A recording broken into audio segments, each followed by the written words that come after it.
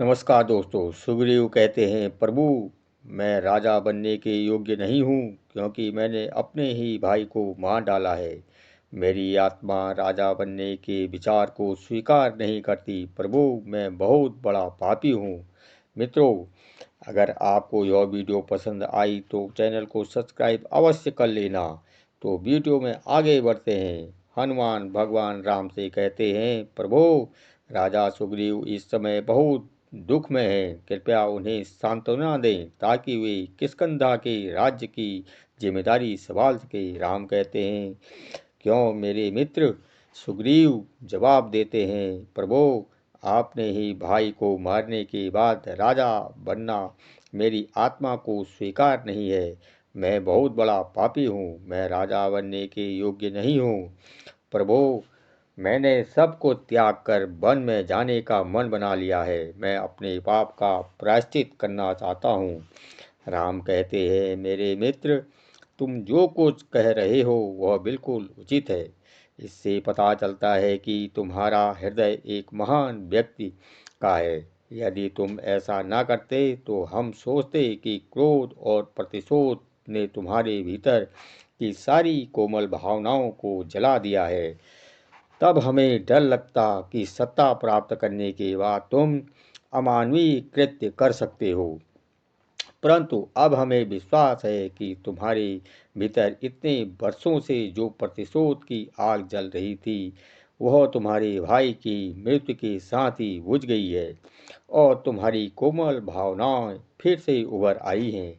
जैसे गर्मी की धूप में ना झुलसने के बाद वर्षा आने पर धरती में बिछे बीजों से सुंदर फूल उग जाते हैं, उसी प्रकार तुम्हारी सद्भावना अब प्रकट हुई है। यह एक सुंदर बात है। अब जहाँ तक तुम्हारी त्याग की इच्छा का प्रश्न है, मेरे मित्र तुम जिस अवस्था में हो उसे शमशान वैराग्य कहते हैं। जब कोई अपने किसी परिजन को खो देता है तो वह प्रायः वैराग्य की भावना उत्पन्न होती है, पर यह क्षणिक होती है। कुछ ही दिनों में व्यक्ति फिर से सांसारिक माया मोह में उलझ जाता है। इसलिए बुद्धिमान लोग इस क्षणिक वैराग्य के लिए अपने कर्तव्यों का परित्याग नहीं करते। अभी इस विशाल वानर राज्य को संभालना आपका कर्तव्य है। वीर बलि ने यह राज्य आपको सौंपा है, इसलिए आपको अपने भाई की अंतिम इच्छा मानकर इस राज्य को स्वीकार कर लेना चाहिए। सुग्रीव कहते हैं, प्रभु मैं सन्यासी बनना चाहता हूँ और फिर भी आप मुझे राजा बनने के लिए कह रहे हैं। राम कहते हैं, जो हृदय से सन्यासी है उससे अच्छा राजा कौन हो सकता है। सुग्रीव यदि तुम यह समझ गए हो तो तुम देखोगे कि आदर्श राजा वह है जिसे सिंहासन या सत्ता की कोई इच्छा नहीं होती। ऐसे व्यक्ति की सच्चा न्याय ही कर सकता है।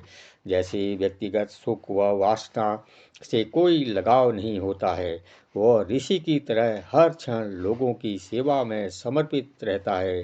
सन्यासी की तरह रहता है, जिसके मन में मेरा या तेरा कुछ नहीं होता है। राजा को तो आसक्ति और ममता से ऊपर उठकर अपनी सभी प्रजा के साथ समान व्यवहार करना चाहिए, भगवान की तरह। इसलिए राजा को भगवान का रूप माना जाता है। मेरे मित्र, यदि तुम्हारे भीतर वैराग्य की इस भावना ने स्थिर रूप ले लिया है तो तुम एक आदर्श राजा बन जाओगे। लेकिन ऐसा नहीं होगा, क्योंकि यह क्षणिक वैराग्य है।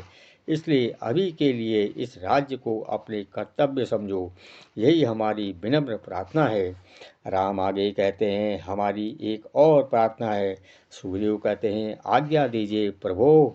राम कहते हैं, बाली अपने पुत्र राजकुमार अंगद को हमारे संरक्षण में छोड़ गए हैं, इसलिए हम चाहते हैं कि आपके राज्याभिषेक के साथ ही अंगद को भी युवराज बनाया जाए।